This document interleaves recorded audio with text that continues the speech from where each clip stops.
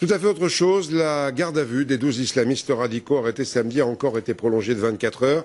Chez l'un d'entre eux, la police a en effet découvert du matériel permettant de fabriquer des explosifs. Et puis il y a eu de nouvelles perquisitions ce matin d'ailleurs à Torcy dans la région parisienne. Le point avec Thibaut Malandrin et Marie-Laure Bonnemain.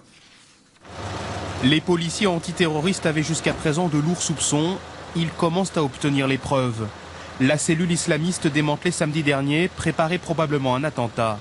Hier soir, de nouvelles perquisitions ont eu lieu à Torcy en Seine-et-Marne, notamment dans un box utilisé par l'une des 12 personnes toujours en garde à vue.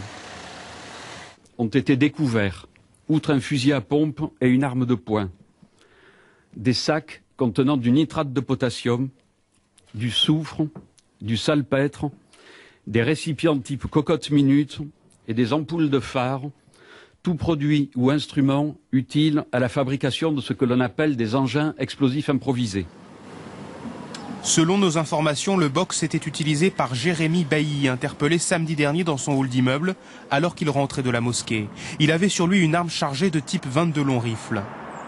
Ces nouveaux éléments justifient la prolongation de la garde à vue, 4 jours après le coup de filet et la série d'interpellations.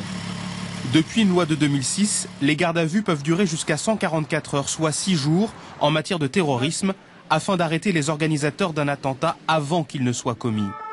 C'est la deuxième fois que cette mesure exceptionnelle est utilisée. Nous pouvons dire que nous sommes clairement et objectivement confrontés à une cellule terroriste d'une extrême dangerosité. Les auditions se poursuivent dans les locaux de la sous-direction antiterroriste à Levallois, mais pour le moment les suspects parlent peu et refusent de coopérer. Le procureur de Paris a par ailleurs annoncé que les 2 auteurs de l'attentat à la grenade contre la supérette de Sarcelles étaient sans doute toujours en fuite.